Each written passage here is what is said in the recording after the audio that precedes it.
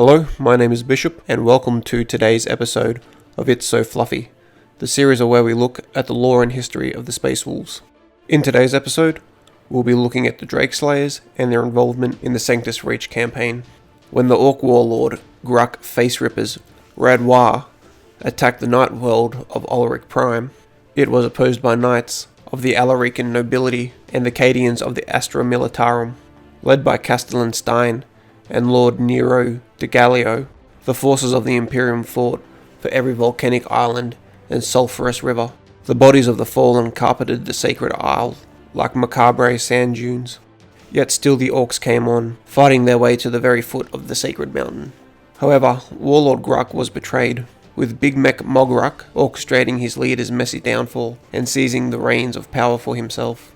The war ground on, with first one side, then the other gaining the upper hand. However, Mogruk's ingenuity could not be denied, and the tides of battle flowed back to the sacred mountain once again, with the Greenskins finally dropping a frozen asteroid on the horrified Imperial defenders.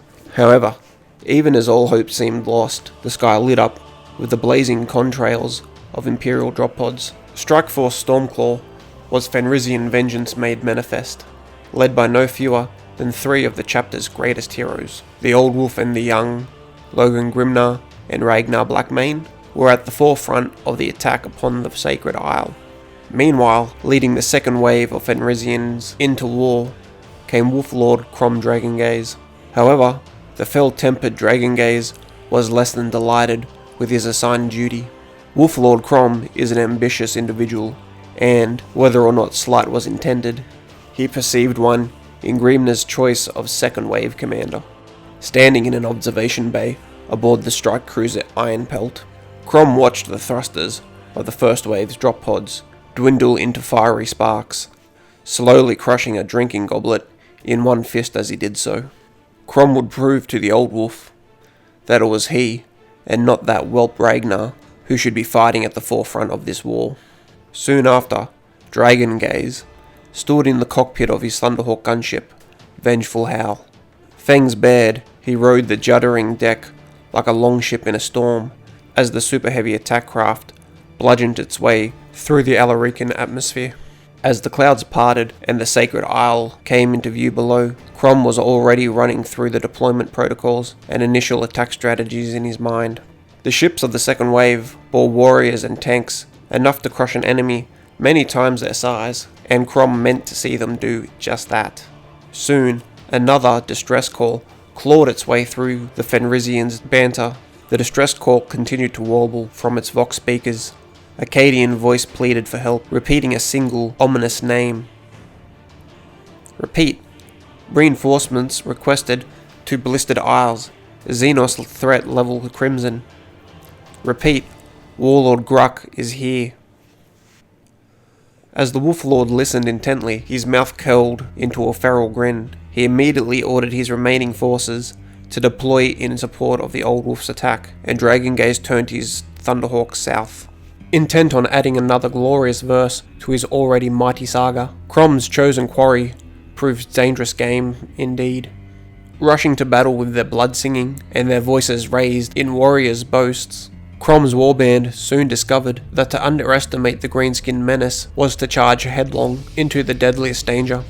As Crom's Thunderhawk gunship swept in over the coast of the Blistered Isle, the Vengeful Howl was brought down by a brutal orc barrage. When the Wolflord finally awoke from unconsciousness, Crom's face darkened as he took in his surroundings. A long trail of devastation cut through the acid bogs and close-packed woodland. A deep and blackened trench sizzled with acidic groundwater that led to the battered form of the Vengeful Howl. Crom's Wolfguard pack leader, Bjorek Winterfang, explained that they had been shot down by some kind of strange greenskin field artillery. As the Iron Priest pilot and his servitors worked to restore the aircraft to function, the Wolflord was informed that their work might take solar hours or even days to complete.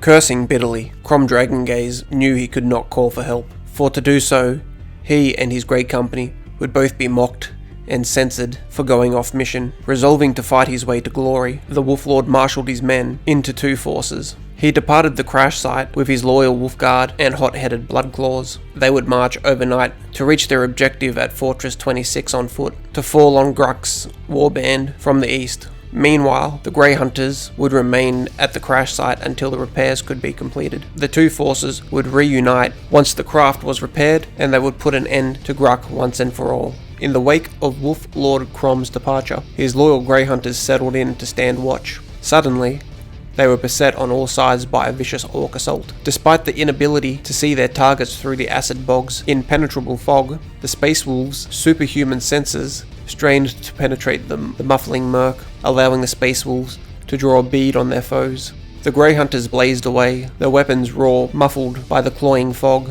Grots squealed and died in droves, their ruined corpses littered the boggy ground beneath the trees. The Grey Hunters adopted the best firing discipline for their numerous foe.